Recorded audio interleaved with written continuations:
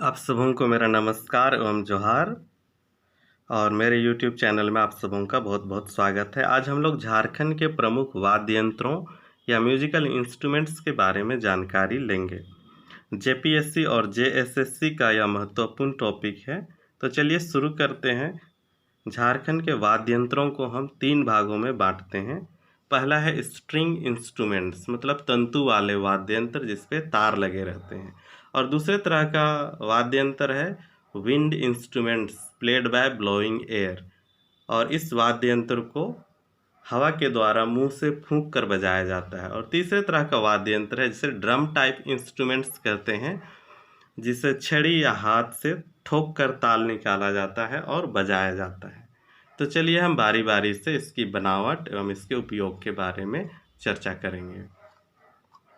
तो पहला हम देखते हैं केंद्रा या केंद्री भी बोला जाता है इसको। केंद्रा या केंद्री गांव घरों में से बोलते हैं।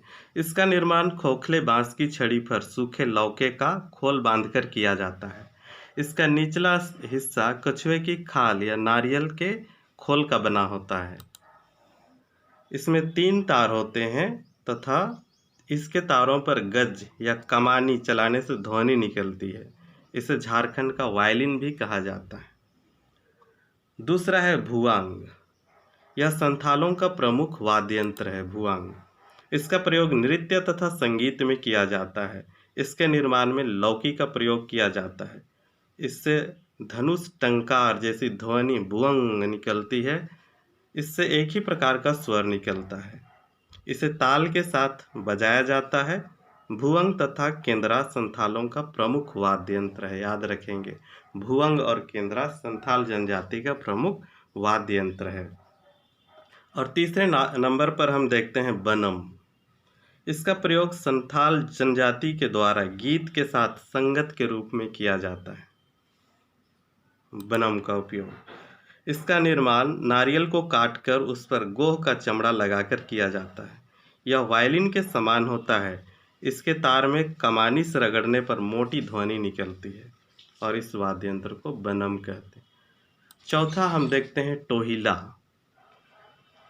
इसे बनाने हेतु सूखी लौकी तथा खोखली लाठी का प्रयोग किया जाता है। इससे अत्यंत कोमल ध्वनि निकलती है, जिसके कारण इसे गीत के साथ संगत के रूप में बजाया जाता है। इसका वादन अत्यंत कठिन होने के कारण धीरे धीरे इसकी उपयोगिता कम हो जा रही है। लोग बजाना नहीं जानते हैं, इसी वजह से इसकी उपयोगिता कम हो जा रही है। और 5वें नंबर पर हम देखते हैं एक तारा। यह एक तार से बना हुआ वाद्य यंत्र है, इसलिए इसे एक तारा कहते हैं। इसे लौकी के आधे कटे खोल के ऊपर चमड़ा मढ़कर बनाया जाता है। इसके तार को अंगुली या धातु के टुकड़े से छेड़कर ध्वनि निकाली जाती है। सामान्यतः इसका प्रयोग भक्ति संगीत में साधु संतों द्वारा किया जाता है, योगियों के द्वारा किया जाता है। चलिए अब हम लोग देखते हैं फूंक कर बजाए जाने वाले वाद्य यंत्रों के बारे में। फूंक कर बजाए जाने वाले वाद्य यंत्रों में बांसुरी है, शहनाई है, नरसिंघा है, मुरली है और मदन भेरी है, जिसे तुरही भी कहते हैं। बांसुरी या झारखंड का सर्वाधिक लोकप्रिय वाद्य है। इसका निर्माण बांस से किया जाता है तथा डोंगी नामक बांस से बहुत अच्छी बांसुरी बनाई जाती है। शहनाई, इसे सनाई भी कहते हैं कहीं कहीं पर। इसका उपयोग छऊ, पैका तथा नटुआ नृत्य में प्रमुख रूप से किया जाता है। झारखंड के जनजातीय समुदाय में शादी, विवाह, पर्व त्योहार आदि अवसरों पर शहनाई वादन अवश्य रूप से किया जाता है। यह झारखंड के जनजातीय समुदाय का मंगल वाद्य है। और तीसरे नंबर पर हम देखते हैं नरसिंघा। इसका निर्माण बैल या भैंस के सींग से किया जाता है। इसे छऊ नृत्य के समय तथा पशुओं के शिकार के वक्त बजाया जाता है और कभी कभी शादी ब्याह में भी इसका उपयोग किया जाता है। चौथा हम देखते हैं मुरली। मुरली भी ये बांस का बना हुआ होता है, जिसे फूंक कर बजाया जाता है। मदन भेरी, इसका वादन ढोल, बांसुरी, शहनाई आदि के साथ एक सहायक वाद्य के रूप में किया जाता है। इसका निर्माण लकड़ी की नाली के अग्रभाग में पीतल की नली जोड़कर बनाया जाता है और इस तरह मदन भेरी का उपयोग किया जाता है। चलिए अब हम लोग देखते हैं ताल वाद्य के बारे में, जिसे ड्रम टाइप इंस्ट्रूमेंट्स कहते हैं, जिसे छड़ी से पीटकर या हाथ से ठोककर ताल निकाला जाता है और बजाया जाता है। जिसमें पहला है मांदर। यह झारखंड का सबसे प्राचीनतम, लोकप्रिय एवं प्रमुख वाद्य यंत्र है। इसे तुम्दक भी कहते हैं। इसे दत्तंग तुंग आवाज निकलती है।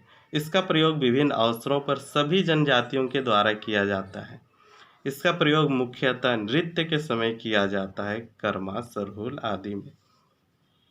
इसका निर्माण मिट्टी या लकड़ी के गोलाकार खोल के खुले सिरों के दोनों ओर बकरी का चमड़ा मढ़कर किया जाता है। यह सिलेंडर की तरह होता है। इससे रस्सी के सहारे कंधे में लटकाकर बजाया जाता है। इसकी आवाज़ अत्यंत गूंजदार एवं कर्णप्रिय होती है। याद रखेंगे, ये बहुत ही महत्वपूर्ण वाद्य यंत्र है। पिछले सवाल में यह पूछा गया है कि झारखंड का प्राचीनतम वाद्य यंत्र क्या है, तो जवाब होगा आपका मांदर है। फिर हम लोग देखते हैं, चलिए, ढोल या ढोलक। झारखंड के कई अवसरों पर ढोल का वादन बहुत जोर शोर से किया जाता है। इसका निर्माण कटहल, आम, गम्हर की लकड़ी से किया जाता है।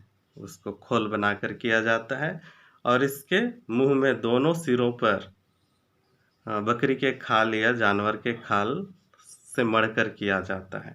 इसका प्रयोग विवाह उत्सव, पर्व त्योहार एवं आदि अवसरों पर किया जाता है। नगाड़ा, यह भी एक महत्वपूर्ण वाद्य यंत्र है। नगाड़ा, इसे मुंडा जनजाति के लोग बहुत ज़्यादा प्रयोग में लाते हैं और इसका प्रयोग मुंडा जाति के अलावे झारखंड के सभी सदान और अन्य जनजाति के लोग भी करते हैं। यह आकार के आधार पर बड़ा होता है, गोल होता है और इसका साइज 2-3 तरह का होता है। छोटा भी होता है, मध्यम भी होता है और बड़े साइज का भी नगाड़ा पाया जाता है। मुंडा और उरांव समुदाय के लोग और सदान समुदाय के लोग बड़े आकार के नगाड़ों का प्रयोग करते हैं और संथाल परगना में नगाड़ा का साइज आपको छोटा दिखने को मिलेगा, जिसे टमाक के नाम से जाना जाता है। इसका निर्माण कटहल की पेड़ के गुंबदकार खोल के सिरों पर भैंस या बकरी का चमड़ा मढ़कर किया जाता है। ये बहुत इंपॉर्टेंट सवाल है। नगड़ा का निर्माण कैसे किया जाता है और उसके निर्माण में कौन सा चमड़ी का प्रयोग किया जाता है, यह क्वेश्चन आया है पिछले बार। इसे बजाने के लिए छड़ी का प्रयोग किया जाता है और जब इसे हम बजाते हैं तो गडुम गडुम की आवाज़ आती है। ढाक, यह ढोल के समान ही एक प्रमुख वाद्य यंत्र है, किंतु यह ढोल से आकार में बड़ा होता है, साइज में बड़ा होता है और मांदर और ढोल से बड़ा ही होता है यह। इसका निर्माण गम्हार की लकड़ी के सिरों को बकरी की खाल से मढ़कर किया जाता है। इसका वादन कई पर्व त्योहारों में किया जाता है। जतरा में, पैका या छऊ नृत्य में इसका प्रयोग मुख्य रूप से किया जाता है और शादी में भी। इसे कंधे पर लटकाकर लकड़ी से बजाया जाता है, बांस की छड़ी से। धमसा या कुडधातु, इसका वादन ढोल, मांदर आदि के सहायक वाद्य यंत्र के रूप में किया जाता है। छऊ नृत्य के दौरान और सैनिक प्रयाण विजय के दौरान इस वाद्य का ज़्यादातर प्रयोग किया जाता है। जैसे दृश्यों को साकार करने हेतु इसे बजाया जाता है। इसकी आकृति कड़ाही जैसी होती है। आपने देखा होगा, तजिया जब निकालते हैं तो उस समय छोटे प्रकार का एक ढमसा बजाया जाता है। वो बिल्कुल नगाड़े की तरह होता है, किंतु आकार प्रकार में छोटा होता है।